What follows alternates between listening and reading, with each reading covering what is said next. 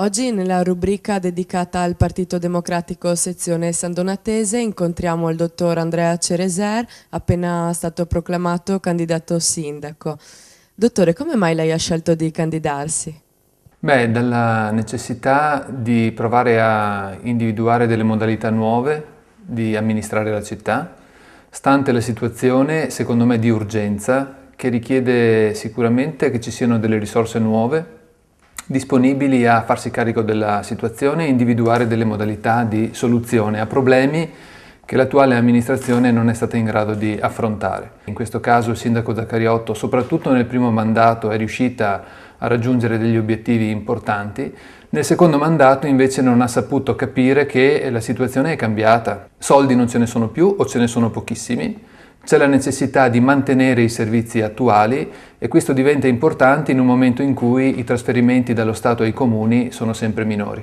Spese come quelle che ci sono state sulla piazza o sul prossimo teatro ingesseranno, cioè non consentiranno agli amministratori di probabilmente neanche garantire la manutenzione delle opere che ci sono. Ecco, infatti questa è una delle proposte che vi caratterizzano, una di quelle più innovative, diciamo. Quali sono le altre? Beh, c'è da creare una sinergia tra tutte le risorse presenti nel territorio, sia quelle che operano nelle associazioni di volontariato, associazioni che vanno sostenute per la prossimità che hanno nei confronti delle situazioni di bisogno, e sia nei confronti delle associazioni di categoria.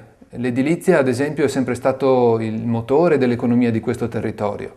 Va accompagnato, però in maniera convinta, il tentativo che stanno facendo, ad esempio, di riqualificare l'intero comparto, ad esempio attraverso esperienze come il network Casa Clima e comunque finalizzate proprio alla biosostenibilità degli interventi. Solo che questo tentativo, secondo me pregevole, che sta compiendo l'edilizia e tutto l'indotto che questa si porta dietro, deve essere sostenuto con forza. Va creato quindi una sorta di alleanza tra la componente privata e la componente pubblica, coinvolgendo anche gli istituti bancari, che devono poter credere nell'investimento in questo settore, e con lo sforzo di tutti bisogna cercare di raggiungere quell'unico obiettivo che è lo sviluppo del territorio, perché a questa questione è legato il tema altrettanto cruciale che è quello del lavoro. A proposito di crescita, infatti, quali sono le proposte che intendete andare ad affrontare per quanto riguarda le imprese?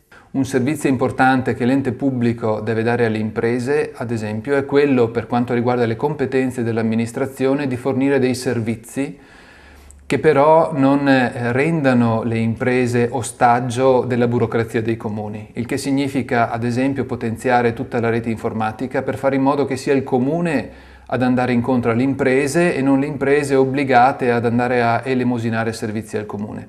Il tutto però dopo aver pensato insieme ai mondi produttivi una visione di città che ancora manca e che non è stata messa a punto nell'ultima occasione che ha avuto l'amministrazione, cioè nel pensare il piano di assetto del territorio. A livello urbano, invece, quali sono i cambiamenti che intendete andare ad affrontare, le proposte?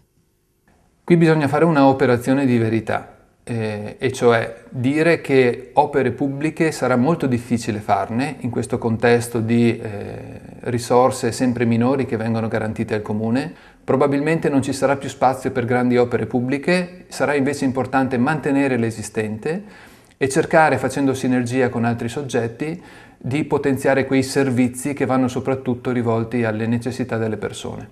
Ringraziamo il dottor Andrea Cereser per essere stato con noi e ci rivediamo al prossimo appuntamento con la rubrica PD Informa. Grazie.